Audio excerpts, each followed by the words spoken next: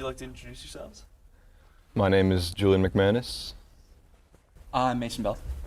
Hey, I'm Nick Bergamini. All right. So, I'd like to ask you a few questions, real casually. What do you think are your top musical influences? I would like to start with my parents, who have a big influence on me. My parents are in a band, and they have an album recorded in my basement studio, and that's kind of where I get my main inspiration from, as well as I would say John Mayer and Hippocampus. Hippocampus? Yes, they're just, I like pop rock kind of stuff, and as well as classic rock. Very interesting. I knew you were going to say John Mayer. Probably the Beatles and Same here. still a lot of the Beatles. You Grunge like your stuff, grunge. and a lot of pop stuff. Well, similarly to Julian, I come from a musical family as well.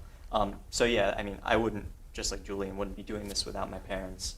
But as far as bands go, I studied jazz at NJCU, so I'm have a little bit of that jazz influence. And from the rock side of things, definitely a big prog nerd, but also yeah. I like a little bit of everything.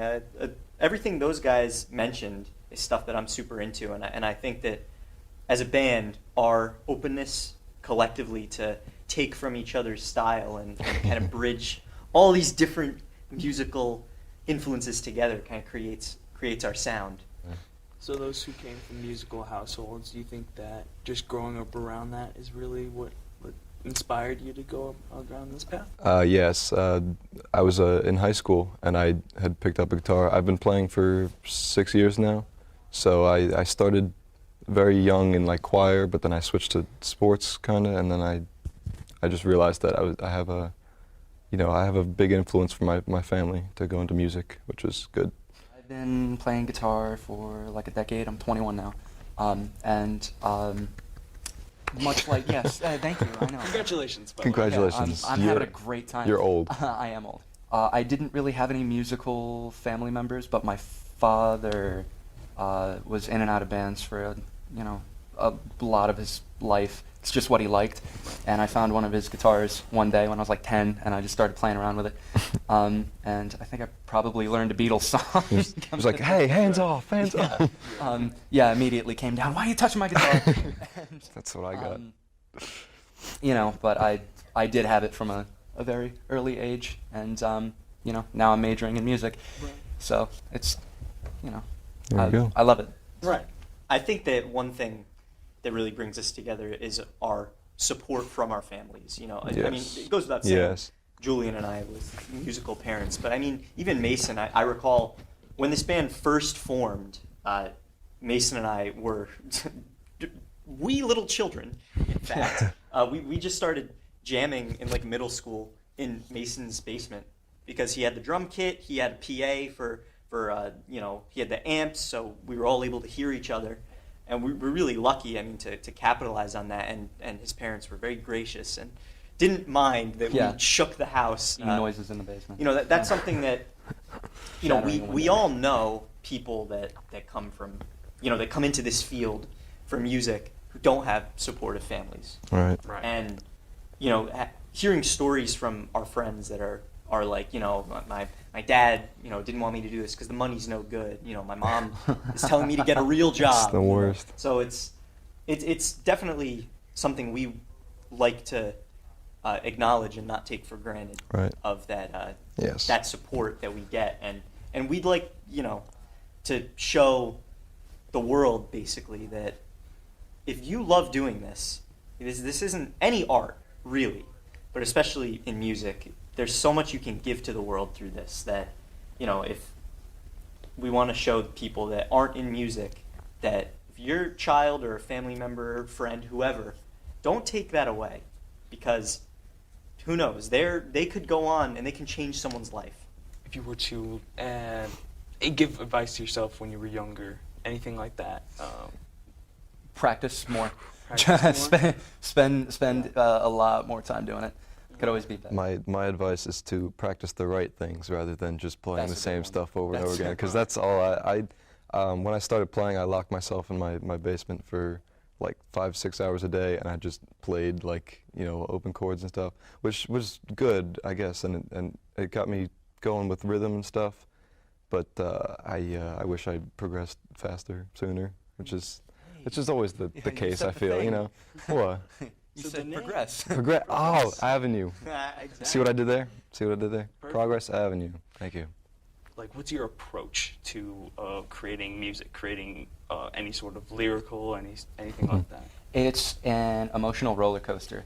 Usually, if I'm being completely frank with you, it's usually striking the balance of trying to use it as an outlet, I think, for whatever that's a name of a song. Yeah, we have a song called Outlet. Okay. Um, Oh, he said the thing. I did He say said it the again. thing. Meta. Outlet by Progress Avenue. Yes. It's striking the balance of pretty much writing whatever it is that I'm feeling, I think, and trying to not only attain that with lyrics, but the way that the music sounds as well. Because, you know, it's... It's you- weird. Yeah, You just it's let it hard to flow. describe that a lot of the times it's just kind of a lightning in a bottle. It just Mhm. happens. Right. It's not really intentional. It's, you know, you start feeling a certain way about something, some emotion, you know, whatever it is, happy, sad, love, whatever, and it just, you know, you just pick up a guitar, pen and paper, and it just kind of Yep. pours out. The And- best songs that I've written are written in about, I don't know, 30 minutes. I sit down with a guitar and I just write whatever is coming to my mind, and then, you know, I usually end up editing later. But the way that we have been writing for the last year, oh my God, I've been in the band for a year now. The way we thank you. Good thank to have you. Yes. Thank you very much. The way we've written is, you know, either one of us comes up with either like a riff or like a different line or something, and then we kind of just, you know, bring it to each other and Lennon McCartney it like Right. together. We kind of just that's a word now. I mean, we kind of just put it together, and then, you know, we'll have usually Boog come in and kind of arrange it for us to make it sound not like, you know, we're trying to just mash all of our stuff together. He comes up with the arrangements usually. We kind of all do all together, but, you know, he's a big help with that as well. I set these guys straight. Yes, that's Yeah. yes. They'll be like, He's our fixer. Right. yeah, You're they'll Joe be Pesci. he's the father of the band. more or less. So that's very interesting how that all plays into your lives and everything like that. But quick break for a minute. We're going to cut to commercial and show some of your actual music and some of your performances, as it were.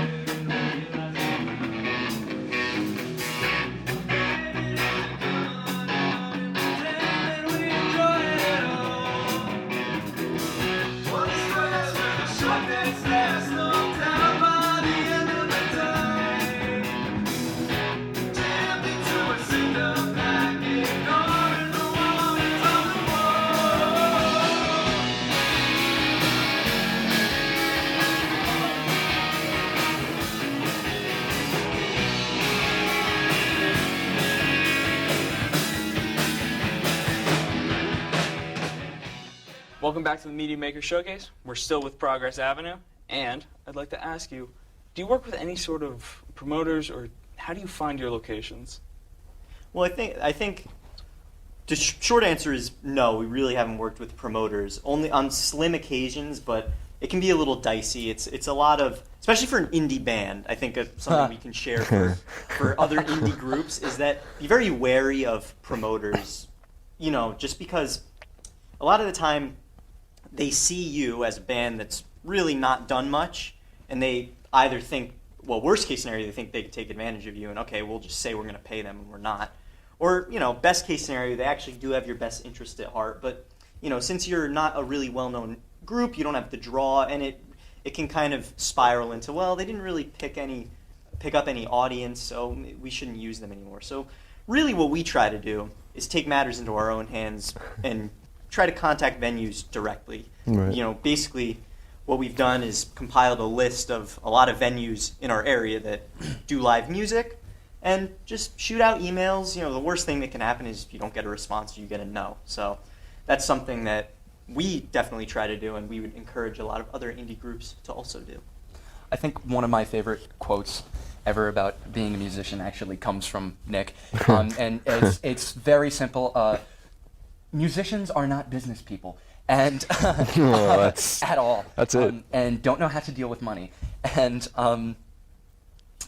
so that, you know, everybody wants to go out, everybody wants to see live music and eat food and have some drinks and party. Nobody wants to pay the musicians. And if you're working with somebody, I mean, you know, who doesn't want to line their pockets? And who wants to, you know, who wants to pay for music, Right. really? Because it's a very in the background sort of thing until people actually kind of get to a point where they're coming out to see you, Right. which is nice. Especially around here in northern New Jersey, there's a big club scene, and if you work with the clubs directly, I mean, essentially what Nick was saying, if you work with the clubs directly, it really is just a better overall thing. And if you know, a few bands put a bill together and, you know, work and build a tight-knit community.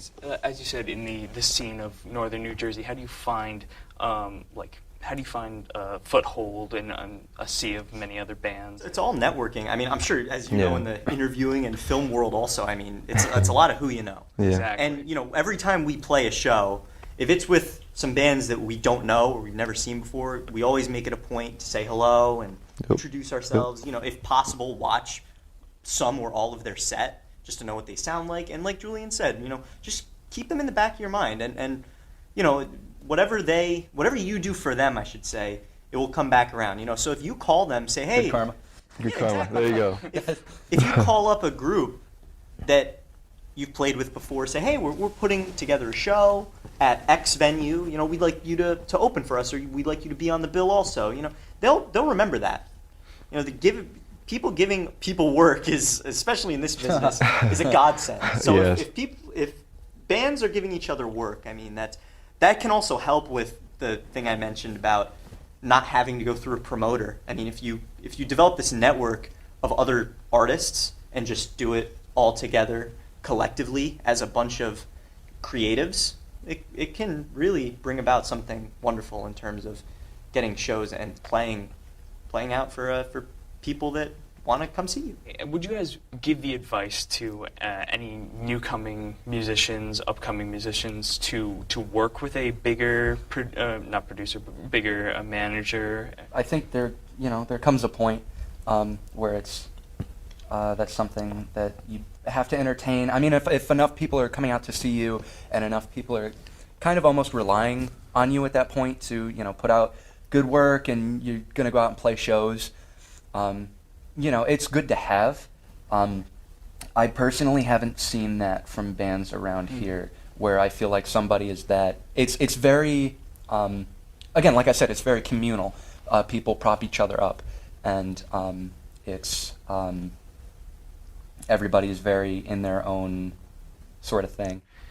If you had to give one piece of advice to any person, anybody out there who might be thinking about starting a band or might think about starting this whole musician career, what would it be? I would say put yourself out there as soon as you can, and you once you start making music, you start playing music, you start singing along with it. Just go play as many gigs as you possibly can. Gain, you know, not really necessarily a following, but just, you know, get your name out there at least. And I think that really helps getting out there as soon as possible. I think I'm gonna go to the same thing. You know, wake up, pick up your guitar, get out there, look people in the eye, and smile, and and sing and play, and just let people know your presence always, and don't, you know, if you're gonna be a musician, be the biggest person in the room. I guess you have to. Make sure you love it. Yes. That is a very That's very huge. important thing, because all three of us came to a point in our lives where we thought, if I don't do music, I will not be happy. And that has to be your outlook. You know, there's no money in this. For one. There's very seldom is there popularity in this. Right. Only if you're at like top 40 level, you know, basically creating the trends. So this has to be a labor of love for you. You know, there's a great quote. I can't remember who I heard this from or who said this, but if you love music and you love something else just as much, do that other thing. Because music has to be your 100%. This is what you're going to do, or you're going to be miserable. And that is how I feel, and I think that's how these guys feel as well. What he said.